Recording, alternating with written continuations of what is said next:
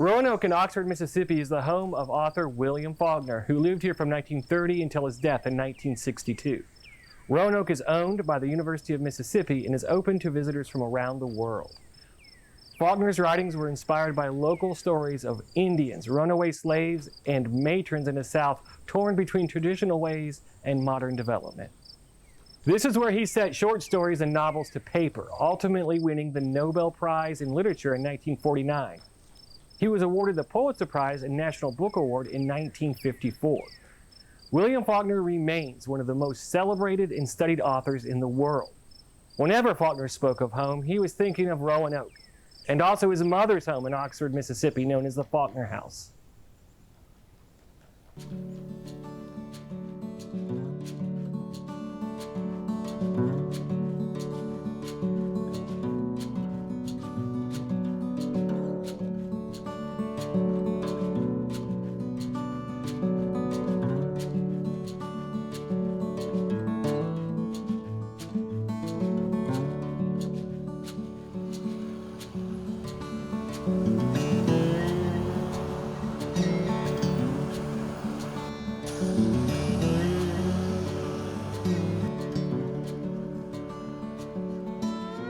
My name is Larry Wells. I met my future wife, Dean Faulkner, in graduate school in 1970 at the University of Mississippi.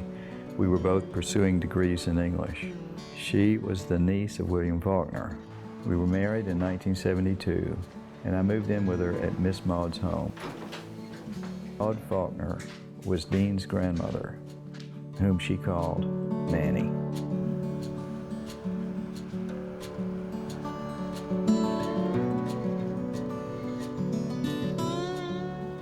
The house was built in 1931. Miss Maud saw an advertisement in a magazine for a British captain's cottage, a house that's very common in England. The house was built by a crew that included her son, Maud's son, Dean Swift Faulkner, my wife's father. He was 22 years old and had just graduated from Ole Miss. He had never worked as a hod carrier before and unfortunately dropped some bricks on a fellow worker and was summarily dismissed. The house features a porthole over the door, a captain's ship's lantern next to the door. The front of the house is distinguished by a double sidewalk, which J.W.T. Faulkner, William's grandfather, built in 1902 so William and his brothers could learn to roller skate. At the time, it was the only paved sidewalk in Oxford. J.W.T. was the son of William C. Faulkner of Ripley, Mississippi, William's great-grandfather. He owned this square block where William's parents, Murray and Maud, built their home. J.W.T. Faulkner, the young colonel, had the Faulkner name engraved in concrete at the gate stone.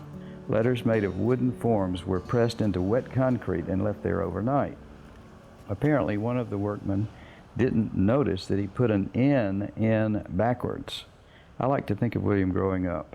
He would have been about 5 years old when this happened, and he saw that backwards N for the rest of his life, always stopping to look at it. It was a landmark for him. When he wrote his first book, Marionettes, he wrote the N backwards. I think he was very visual about his writing, and it may have started with the young colonel's gate stone. This house was Miss Maud's dream house. The family had lived in various houses in Oxford, I think 4 or 5. Everything in the house was exactly as she wanted it. The living room with its mantle that came from the old colonel's house, and the mirror over it, the French doors that she added. Maybe they were in the house plans, but I don't think so. The original furnishings were family furniture. A sofa, for example, and a love seat from the old colonel's home in Ripley. Things passed down from the Faulkners. But Maud hung her mother's painting, The Corn Still Life, in her living room and kept it always on display.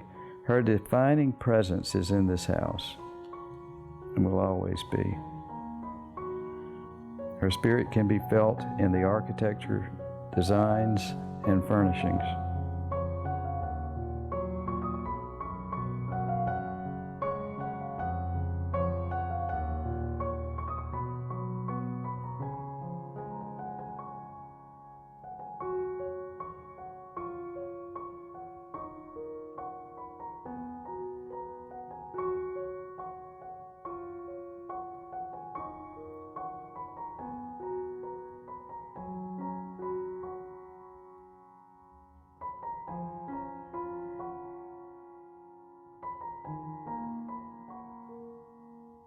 This bedroom was originally Dean's father's bedroom.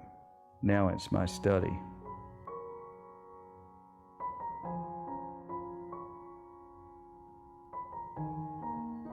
My favorite painting is the one of William Faulkner when he was 6 years old. You'll notice he has on a tie, and I think that was because the photo from which the painting was made was taken on Easter Sunday. This painting is framed in a collage. There's an old wrapper of William Faulkner from a French edition by the Minotaur Press. The paintings over the piano, the one on the left, a Chinese mask, which Maud painted probably as a study. The one in the middle is of Dean at age 2. You can see from this painting how Maud adored her. She was a living representative of her father. Dean was Miss Maud's 4th child and the first to die. He was only 28. As Dean said in her autobiography, Every Day by the Sun, I was the second coming. That put a lot of responsibility on Dean, both pressure and an honor.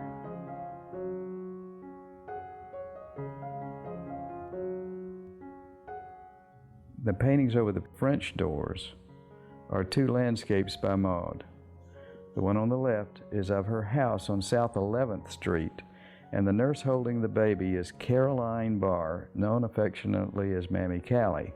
The baby she's holding would be Dean, the last Faulkner infant that Mammy Callie nursed. The little girl standing next to her is Jill, William's daughter.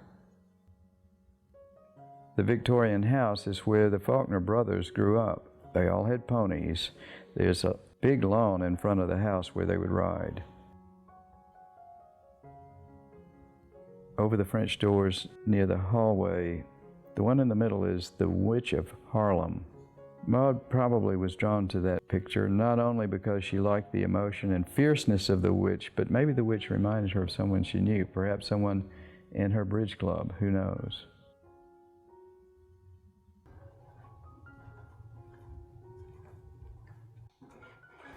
One of the features of this hallway is the chain latch to the attic.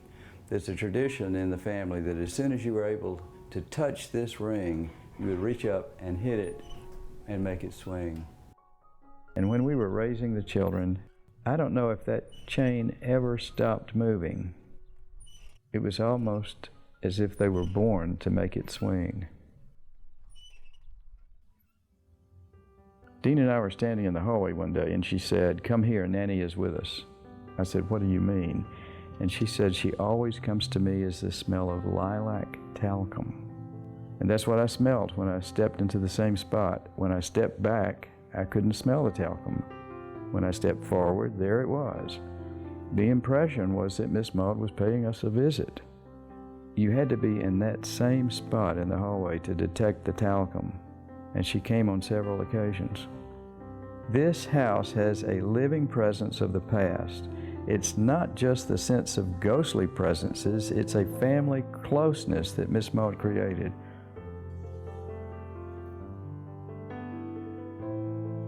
William would walk up from Rowan Oak virtually every day and sit on the front porch with her. His father died in 1932 and his mother lived alone. They would discuss maybe his latest short story. He might say, "I invented a character today. I call him V.K. Ratliff. I think you're going to like him." It's just this family has a sense of destiny about it. When William's brother Dean was killed, William brought Dean's widow Louise home to take care of her. The whole family was devastated by Dean's death. And Louise was 5 months pregnant with her child Dean, who never knew her father. She was born after he died.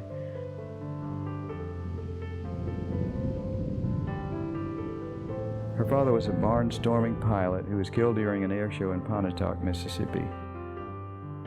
He was flying a plane which William had given him, and William felt not only grief, but guilt. He felt a great responsibility for Louise.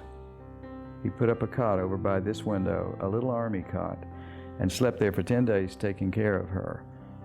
Then, as fate would have it, the galley proofs for his novel Absalom, Absalom arrived. He then began to work on the book, probably was relieved he had something to do other than grieve, and he finished the galley proofs of Absalom, Absalom while tending to Louise's every need and comforting her.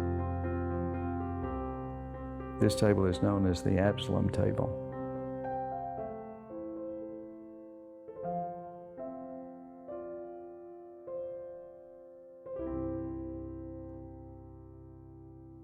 The dining room has other tales to tell. One of them has to do with this sideboard, which came from the home of William Clark Faulkner in Ripley, Mississippi. He was William Faulkner's great-grandfather, and he won this silver tea set in a poker game in New Orleans. And because he had friendly relations with a certain lady in the French Quarter, when his wife found out about it, he hastened home to Ripley and gave his wife this silver tea service along with a 2.5-carat diamond ring, which he won in that same poker game. Because Miss Maud was 4'8", all the sinks in the house are lower than they are in other houses, and all the light switches are where she could reach them. Dean inherited these kitchen chairs from her Hale grandparents. This is one of Dean's favorite pieces. It's a Hoosier cabinet, but her term for it was Nanny's kitchen safe.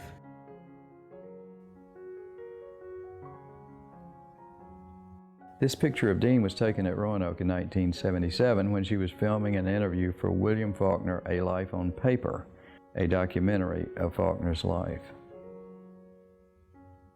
This collage is from Homecomings, a book of Willie Morris's essays and Bill Dunlap's paintings. The baseball glove was a birthday gift from Dean's son John, reminiscent of her father who played second base for Ole Miss in 1930 and 31.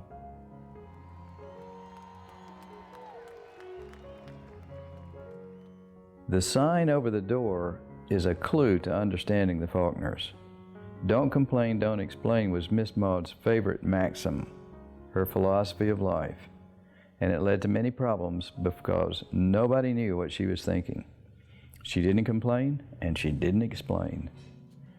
The whole family took this to heart, and a lack of communication ensued, I must say. I've seen Dean's children jump up and tap that sign as they went through the door. This phone doesn't work anymore, but we've kept it as a reminder of when lightning struck the house.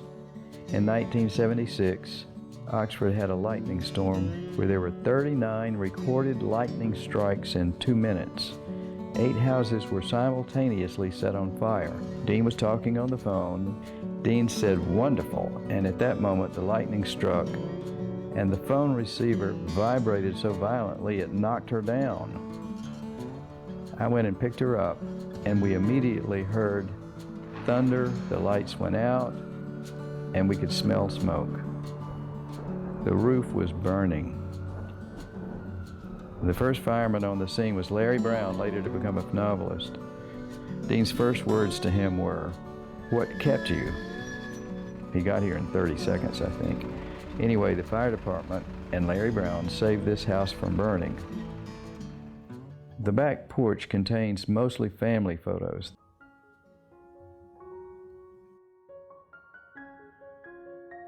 This picture of Willie Morris and Dean and myself at a football game in Alcorn, Mississippi. It was 1994, I believe. That was the last time that we were on a road trip with Willie Morris.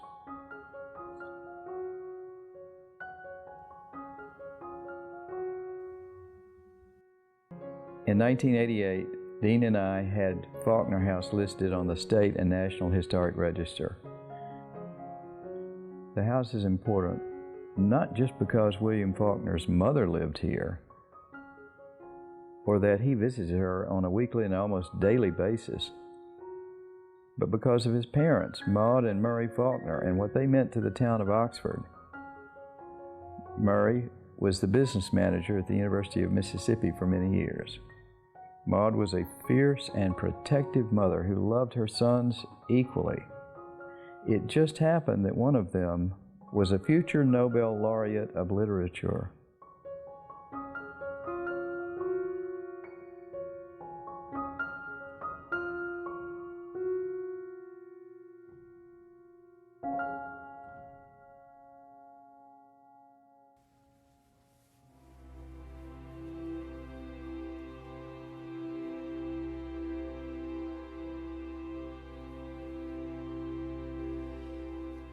It is a place to make a pilgrimage to visit an author. That's how it used to be, just William Faulkner. But now, more than ever, the people are seeing it because it's just a chance to see an antebellum home and an antebellum landscape where a famous author lived. It speaks to everybody. It really does. Colonel Shegog built the house in 1844, and it's a half 2/2. One side of the house, the east side, has 2 rooms over 2 rooms. The other side of the house has 1 room over 1 room. And then it's squared off with porches, screened-in porches and sleeping porches. And that's how this house was built. There's 4 landscaped acres, and that's what the original purchase price came with. $6,000, 4 landscaped acres, and then later there's an option on the 29 acres of woods.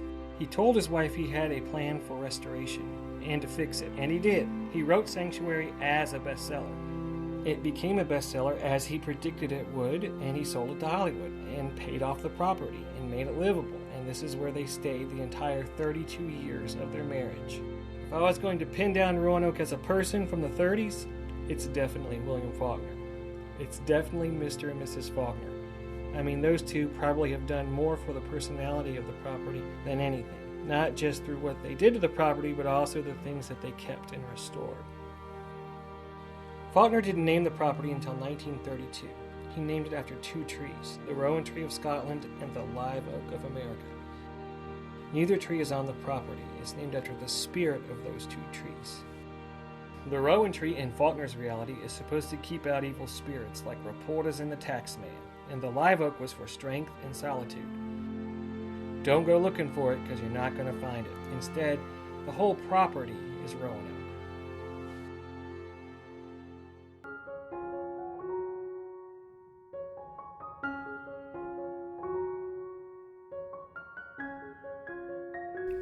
In 1971, I had an opportunity to visit Rowan Oak with the Faulkner family before the house was sold to the university. When Vicky's husband, Jim Black, died, she arranged for his burial at St. Peter's Cemetery in Oxford. We entertained Vicky, her mother Cho-Cho, and Dean's mother Louise at Rowan Oak.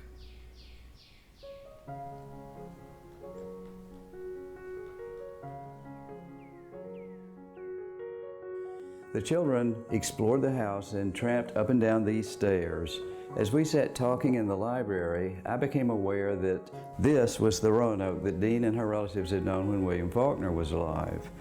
Their laughter and ease of being made Rowan Oak seem less a literary landmark than a family home.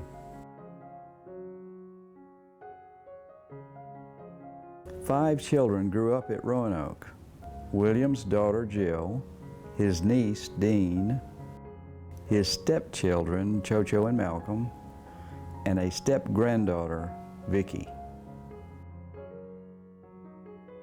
Meals in the Faulkner dining room were rather formal and came with rules. No telephone calls were allowed during the meal.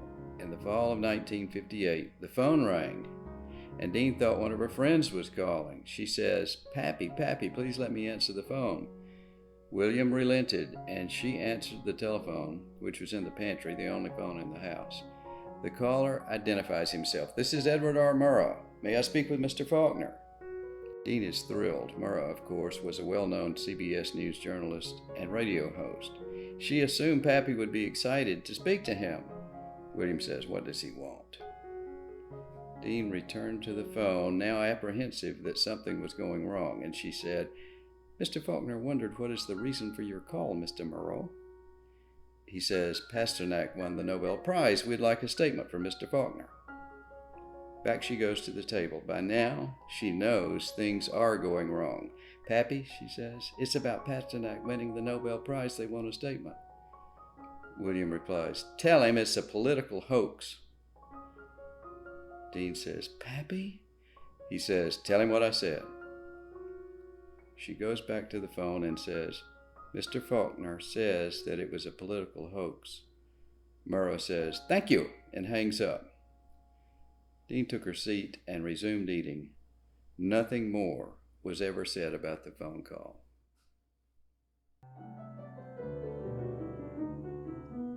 He nurtured the children with stories, and one of his favorites and their favorites was the story of Judith. allegedly the daughter of Colonel Shegog, who built the house. According to Faulkner, she had fallen in love with a Union soldier during the Civil War. When he jilted her and went home to Ohio or wherever he lived, Judith came out on the balcony and threw herself off and broke her neck. This is fictional, remember. William is making up this story, and the girls are sitting at his knee, perhaps reminding him of any parts he had left out. Something about the tragic story satisfied their sense of finality. For Judith, there was no marry and live happily ever after. As far as they were concerned, the story was perfect the way it was. They would take their rag dolls and throw them off the balcony, argue about which one looked more dead than the others, run down the stairs, pick up the dead rag dolls, race back up the stairs. In the 1970s, I heard Dean telling the stories to her children and begged her to record them for posterity. They were eventually published in a book she called The Ghost of Rowan Oak, William Faulkner's Ghost Stories for Children. One night, the girls are awakened by the sound of the piano playing downstairs. Dean and Vicky sit bolt upright in the bed, look at each other, and say, "Judith." The music was Chopin's Minute Waltz, which they had all learned to play. Cho-Cho told them it was Judith's favorite. Jill comes out of her room, and Faulkner appears with a flashlight. Down the staircase he goes, followed by the three girls in their nightgowns. They're sure it's Judith at the piano. But when the flashlight beams reach the parlor, the music stops. The girls race past Pappy into the parlor, only to find it empty. They hurry to the front door, which is locked, then check the back door, which is also locked. Then they search the house, positive that Judith has paid them a visit. About that time, Cho-Cho comes out of hiding, and William did not tell them ever that it was Cho-Cho, his stepdaughter, who was playing the piano. It was a very elaborate prank, and he had sworn Cho-Cho to secrecy.